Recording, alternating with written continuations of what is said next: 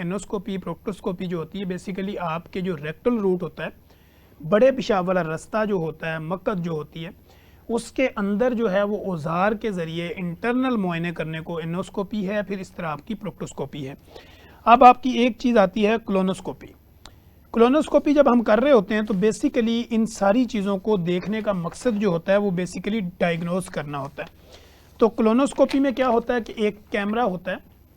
जिस तरह एंडोस्कोपी होती है, एंडोस्कोपी अगर होती है तो हम ऊपर से मुंह वाली साइड से वो डाल के तो आपके मैदे का अंदरूनी चीज़ों का मुआयना करते हैं। कोलोनोस्कोपी में क्या होता है कि वो आपके रेक्टल रूट यानी बड़े पेशाब वाले रास्ते से एक बारीक सा कैमरा होता है, वो वहाँ से गुजारा जाता है, वो आपकी आंतड़ियों में पहुंचाया जाता है, इंटेस्टाइन में पहुंचा के देखा जाता है कि बड़ी आंत के अंदर किसी जगह पे कोई इन्फ्लोमेशन है, स्वेलिंग है, या वहाँ पे कोई आपको कोई ज़ख़म बना हुआ है, अल्सर है, या वहाँ पे कोई ऐसी कोई किसी तरह की कोई रुकावट है कि जिसकी वजह से जो है वो ज़ोर लगने से आपको ब्लीडिंग होती है, इचिंग होती है, बर्निंग होती है, जलन होती है, या ये बवासीर बनने की काज बनती है। तो ये कोलोनोस्कोपी होगी, इनोस्कोपी और प्रोक्टोस्कोपी, ये तीन ऐसे टूल्स होते हैं जो इंटरनल मुआयने के लिए होते हैं और अंदर से आपको इन्वेस्टिगेट करने के लिए होते हैं। अब पाइल्स जब आपको हो रही होती है तो ये चीज़ें तो वो होगी कि फिजिकल एग्जामिनेशन हो गया, फिर आपके बाद बाकी चीज़ें हमने जो है इंटरनल एग्जामिनेशन कर लिया। अब हम ब्लड टेस्टों की तरफ जब जाते हैं तो जैसे मैंने आपको बताया CBC करवा लेते हैं, LFT करवा के देख लेते हैं, और सम टाइम में हमें आपका हेपेटाइटिस B और C इसको भी देखना पड़ता है। सम टाइम अगर क्रोनिक किस्म की लिवर डिजीज़ है, CLD है, सोराइसिस है, या इसके अलावा आपका लिवर कोई सिकुड़ रहा है, या लिवर का साइज़ बढ़ रहा है, या लिवर की कोई ऐसी वेन्स उस वहाँ पे कोई किसी तरह का कोई इश्यूज़ है, या कोई ब्लीडिंग नहीं कर रही है, तो ये सारी चीज़ें देखनी पड़ती हैं। या आपका डुडेनल अंटर के अंदर या आपकी इंटेस्टाइन के अंदर किसी तरह का कोई अल्सर है, कोई ज़ख़म है, कोई मैदे में पुरानी प्रॉब्लम चल रही है, तो इन सारी चीज़ों को रूल आउट करके फिर हम आपके प्रॉपर ट्रीटमेंट की तरफ बढ़ते हैं। तो ब्लड टेस्ट करवा लिए जाते हैं, और सम टाइम जो है वो आपका एब्डोमिनल स्कैन यानी पेट का एक कंप्लीट अल्ट्रासाउंड भी हम ले लेते हैं ताकि बाकी चीज़ें भी उसमें समझ आ जाए। अब इसमें ये होता है कि जब भी आप कोई इस तरह की चीज़ें देखते हैं कि अगर आपको ये सारी चीज़ें रूल आउट हो रही हैं, आपने प्रॉपर जो है वो इसमें देख लिया कि आपको कन्फर्म हो गया कि अब आपकी जो पाइल्स है यानी बवासीर जो है इसकी टाइप्स जो हैं वो किस तरह होगी, फिर इसको रूल आउट कैसे कर लिया गया, इन्वेस्टिगेशन भी होगी इसकी। अब हम देखते हैं कि इन्वेस्टिगेशन के बाद आप ट्रीटमेंट प्लान की तरफ जाते हैं। तो जब हम ट्रीटमेंट प्लान की तरफ आते हैं तो फिर हमें एक तो ये होता है कि कंजर्वेटिव ट्रीटमेंट हमें करना पड़ता है। Conservative treatment basically non surgical treatment होता है। इसमें एक ट्रीटमेंट तो ये होता है कि सर्जिकल रिमूवल, के बवासीर इस कदर बढ़ गई या उसकी अलामतें इस कदर ज़्यादा हो गई, या आपको वो प्रॉब्लम इस तरह ज़्यादा करना शुरू होगी कि वहाँ पे आपके वॉट निकल आए यानी मोके निकल आए, या स्वेलिंग से कुछ हिस्सा बाहर आना शुरू हो गया, या बार बार ब्लीडिंग शुरू हो गई, या आपको एनल फिशर हो गया यानी जो बड़े पेशाब वाला रास्ता है उसके नीचे वाले हिस्से से अंदरूनी कोई ऐसा अल्सर बन गया, ज़ख़म बन गया कि बार बार आपको वो स्टूल से ज़्यादा आपको ब्लड आ रहा है, तो आपका एनल फिशर हो गया या आपको फिशर हो गया, या इसके अलावा आपको बवासीर की कोई भी टाइप्स होगी। तो इसमें हम ये देखते हैं कि कंजर्वेटिव ट्रीटमेंट जब हम कर रहे होते हैं तो कंजर्वेटिव ट्रीटमेंट में क्या होता है कि हमें आपकी लाइफस्टाइल और लाइफ मॉडिफिकेशन, डाइट हैबिट्स को चेंज करना पड़ता है। उसमें फिर हम क्या करते हैं कि फाइबर इसका इंटेक बढ़ा देते हैं। फाइबर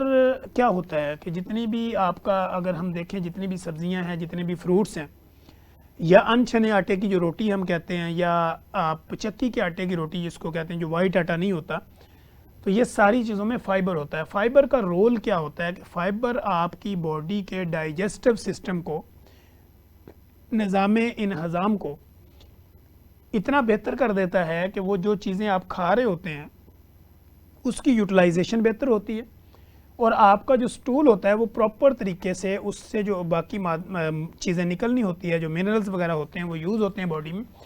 और जो फाजल मादे होते हैं उनको थ्रू आपकी जो है वो गट वो निकलना होता है।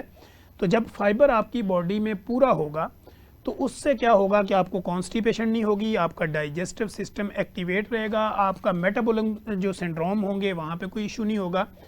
तो इस तरह फिर आपके स्टूल पास होने में आपकी इंटेस्टाइनल इन्फेक्शन का ख़तरा जो है वो कम से कम हो जाता है, और इस तरह आपको फाइबर ज़्यादा लेने से पाइल्स से भी आपका बचाव होता है और बवासीर से भी बचाव होता है। तो कंजर्वेटिव ट्रीटमेंट में एक तो आपने ग़िज़ा बेहतर करनी होती है, फाइबर का इंटेक बढ़ा देना होता है, और दूसरी चीज़ ये होती है कि पानी का इंटेक। अगर हम डेली बेसिस पे बात करें तो 3.7 लीटर पर डे एक अच्छी बॉडी का जो इंसान है उसको 3.7 लीटर पानी जो है वो पर डे यानी 24 आवर्स के अंदर इस पानी को कंज्यूम करना होता है, इनटेक करना होता है, लेना होता है बॉडी के अंदर।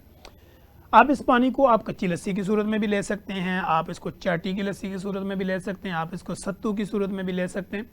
आप इसको शिकंजवी की सूरत में भी ले सकते हैं, आप इसको सिंपल वाटर में भी ले सकते हैं, आप इसको कैल्शियम के साथ मिला के भी ले सकते हैं, आप इसको ORS के थ्रू भी ले सकते हैं। तो किसी भी तरीके से लिक्विड फॉर्म में 3.7 लीटर अगर हम उसको ग्लास में कन्वर्ट करें तो 12 से 16 ग्लास 24 घंटे के अंदर वो पानी आपने लेना है। वो डिपेंड्स करता है पेशेंट टू पेशेंट कि अगर पेशेंट कोई हार्ड वर्कर है या कोई लेबर में काम करता है तो उसके पानी का इंटेक ज़्यादा भी हो सकता है, कंजम्पशन उसकी ज़्यादा भी हो सकती है। अगर कोई सिटिंग में बैठता है, एयर कंडीशन माहौल में रहता है, उसकी वर्किंग लोड कम है तो उसके पानी का इंटेक थोड़ा कम भी हो सकता है। अगर हम फीमेल की बात करें तो 2.7 लीटर पानी उन्होंने लेना होता है। उसमें भी कैटेगराइज होता है कि पेशेंट जो है अगर तो वो किसी फार्मर है, किसान है, लेबर है, काम करने वाली औरत है या वर्किंग वोमेन है या कोई आप फील्ड वर्कर है तो उसके पानी का जो कंजम्पशन होगी वो अलग होगी। अगर ऑफिशियल है, सिटिंग है, एयर कंडीशन माहौल में है, ट्रैवलर है तो उसकी कंडीशन ये अलहदा होगी। तो वो पेशेंट टू पेशेंट वेरी करता है। अगर आपको इनमें से किसी भी तरह की कोई लामतें होती हैं, किसी तरह के कोई मसाइल होते हैं तो बिल्कुल परेशान होने की ज़रूरत नहीं होती। आपने हमारी इस वीडियो को सुनने के बाद